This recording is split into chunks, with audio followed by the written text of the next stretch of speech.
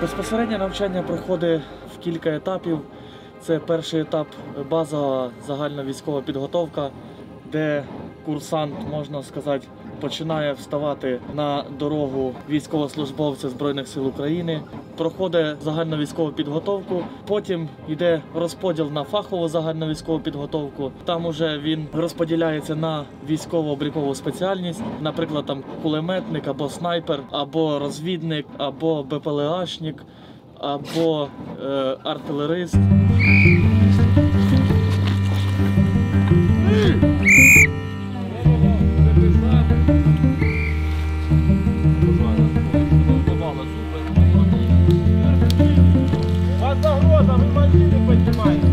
В даному центрі військовослужбовці проходять курс загальної базової підготовки. Після закінчення даного курсу бійці отримують військово-облікову спеціальність «Стрілець». І через місяць навчання на нашій базі вони вже будуть повноцінними, кваліфікованими військовослужбовцями, які зможуть виконувати бойові завдання в будь-якій з найгарячіших точок нашої країни.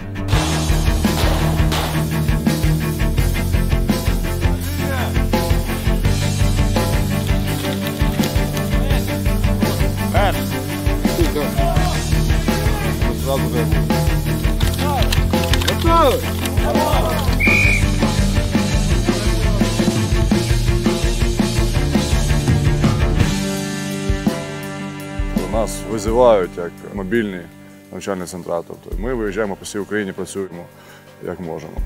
Виживання, медицина, тактичні дії, в малих групах взводів, відділенні, вогнева підготовка. Тобто ми вчимо людей тримати зброю правильно. Тому що я думаю, що якщо я рекс там тримаю зброю, то це не означає, що він вміє стріляти. Треба правильно навчитися нею володіти.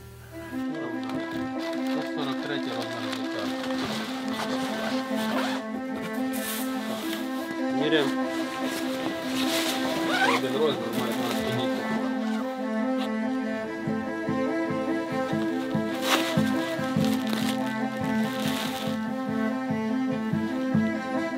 До нас бійці приходять в своєму гражданському цивільному одязі. Ми їх одягаємо повністю. Якщо це в нас зимовий період, вони отримують 2 комплекти форми – теплий і літній. Бійці отримують бронежилети, каски, шоломи та аптечки. Також бійцям на курс проходження навчання видається зброя. Взагалі ми видаємо згідно певної норми, певної категорії.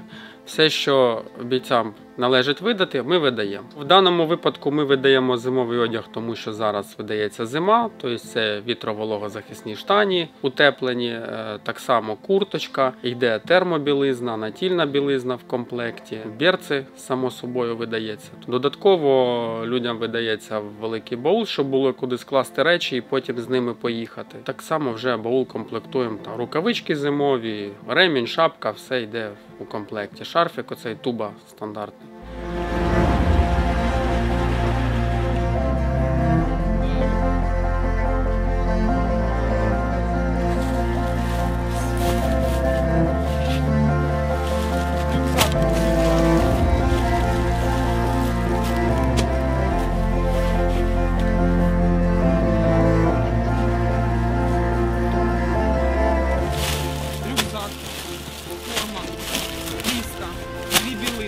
Наколінники, налокітники, взуття, все остальне ти йдеш до старшини забирати. Це новітня армія і новітні стандарти підготовки. Ми вже, як то кажучи, не використовуємо ту всю підготовку, яка складалась в часи ще радянські, СССР і тими підготовками, якими зараз керується Російська Федерація. Дивіться, ми інструктори, давайте я вже похвалюся, нового покоління. Ми пройшли інструкторські школи натовської підготовки, самі маємо бойовий досвід. Зараз нікому немає ніяких поблажок і ми стремимося до того, щоб в перші дні убрати цей бар'єр в віці, щоб всі були рівні. Незважаючи, чи то йому там 20 років, чи 30, чи він жінка, чи він хлопець, всі рівні, всі працюють однаково. Я вважаю, що наш підрозділ є надзвичайно унікальним, так як тут зібрались всі люди, які вже мають бойовий досвід, які мають не тільки якісь там викладацькі якості, а ще й вони всі для курсантів, для всіх, хто до нас приходить, вони завжди є друзями. Завжди з ними є фідбек. У 2014 році не було такої масової мобілізації, як ми пам'ятаємо. Туди йшли люди, які не хотіли косити, давайте я вже скажу так, назву речі своїми іменами. Зараз сюди приходять всі для того, щоб захищати свою землю. Тобто з цих людей навіть немає в головах, ми ще треба закосити, не треба не йти в армію. Вони просто сюди йдуть, беруть зброю в руки, навчаються і йдуть вибивати ворога. Мотивація дуже сильна і колосальна. Давно хотілося попасти саме сюди, ну і так склалося, що попав саме куди хотів.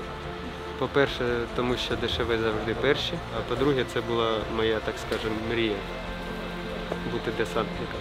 Це може звучати не по-людськи, але перша мотивація – це те, що їх всіх перевіють. Якщо вони не будуть навчатися, це дуже жахливими наслідками для них і для їхніх сімей обернеться. Це наша основна мотивація. Ми їм створюємо картинку максимально приближену до реальних дій, щоб вони розуміли, що справді небезпечно. І стараємося їх таким чином навчити бути професіоналами для того, щоб не загинути і виконати бойові завдання. Мальчики, научитесь спасать свои жизни. Этого достаточно для того, чтобы спасти одну украинскую жизнь. Вам понятно это?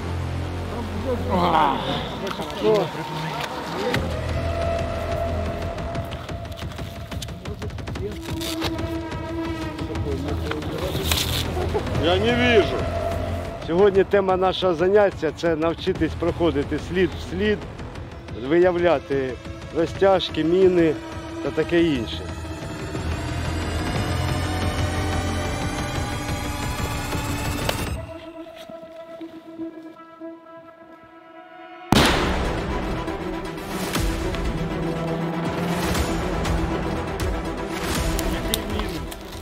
Я ненавижу совєтську армію. Цей устав, він тільки для офіцерчиків, які сидять там в штабі. Все. Там стройтеся, там шагайте. Зараз ми виключили навіть програму БЗВП, строєву підготовку. Вона потрібна тільки для того, щоб просто підійти до командира, бажаю здоров'я, дякую, і все, підійти від них. Все інше, воно їм зараз не потрібно. Ми зараз максимально робимо упор на те, щоб вони вчилися, намагалися, так сказати, вижити в бою. Вон 50 працює на 50 метрів. За предплечье его берет. Видишь, телепается. Будем эвакуировать, слетит к чертовой матери. Понял?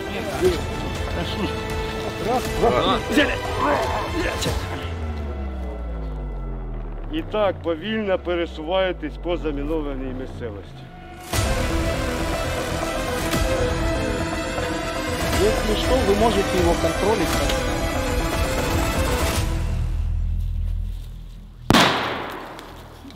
Мені дуже важко було потрапити до Збройних сил України, але я не служив. Я, мовляв, казав, що я швидко вчусь і сидіти без діла не можу. Я 3 рази приїжджав до військкомату, просився, щоб мене взяли. Потім на 4-й раз в мене вийшло. Як то кажучи, відгуляв Новий рік, зрозумів, що треба допомогти нашій ненькій Україні, нашому народові. І пішов в воєнкомат. Забрав свої документи і пішов. Ми постійно щось відпрацьовуємо. Ми вивчили, відпрацювали. Потім раз раптом звернулися до старого навчання. І це таким образом, в шахматному порядку йде для того, щоб всі бійці розуміли, хтось не встиг зрозуміти, хтось встиг, щоб ніхто ні від кого не відділявся, щоб до кожного доходило це. В армію прийшов добровільно. До цього в цивільному житті я був морський капітан. Це в мене було гарно, добре. Якраз перед початком повномасштабного вторгнення прийшов з рейсу, це було 23 февраля. Певну таку роль зіграла, мабуть, що Буча. Мій друг дитинства саме жив там і сталося це лихо. Вони закріпляються, а потім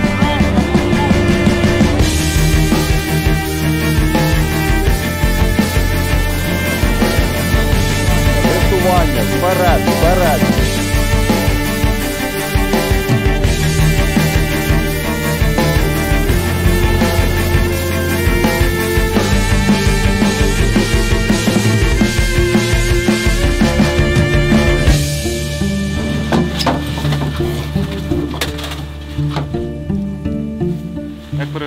беремо і протягуємо.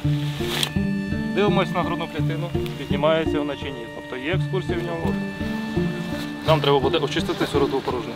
Це де перев'язка, тобто ППІ, або в моєму випадку це бандаж. Будь-яка військова з тактичним це обов'язково повинен знати протокол КІСі-3 або протокол марші, або наш протокол колесо. Тобто це послідовність дій, надання допомоги при пораненні. Кожна аптечка особисто видається бійцю, ще коли йде комплектування разом з формою, разом з озброєнням. І вже безпосередньо на лінію зіткнення, на фронт, боєць вже їде укомплектований і з аптечкою, і зі всім необхідним. Я вам скажу так, що я навіть раніше і не думав, що я буду служити в армії, в тому числі, що я колись буду захищати свою країну від Російської Федерації. Мотивую я себе тим, що в нас зараз дуже-дуже складні часи, і хочеться, щоб повернулось побистріше ті часи, які були до війни. Спокійно гуляти, допустим, з дівчиною за руку, не переживати, що тебе обстріляють, що тобі щось прилетить в будинок, не переживати за своїх рідних, які знаходяться зараз в окупації, що з ними щось трапиться. Тут, я думаю, мотивації ніякої не треба. Тут мотивація побистріше вигнати з нашої землі нечисть. Дальше, Димон.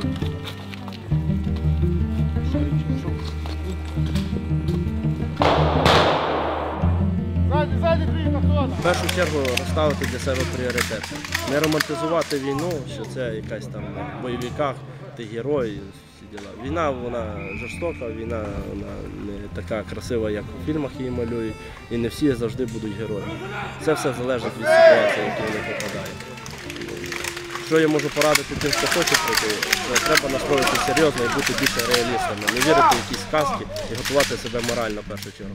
Фізично воно потім підійде, а от морально в першу чергу підготувати і поставити собі цілі, що ми хочемо. Хочемо заробити чи хочемо ми виграти війну і закінчити її. Російські військовослужбовці, ті, які були мобілізовані, вони всі сюди прийшли не за власним бажанням, вони прийшли сюди за наказом. Наші військові, вони всі прийшли за покликом душі, вони всі стали на захист своєї батьківщини. Головна наша зброя – це мотивація. У нас не залишається більше вибору, як відстоювати і боротися за свою країну. Тому тут всі добровільно прийшли. Ми розуміємо, що ми робимо. І в нас одна ціль – перемогти і вернутися до свого мирного життя, яке в нас було.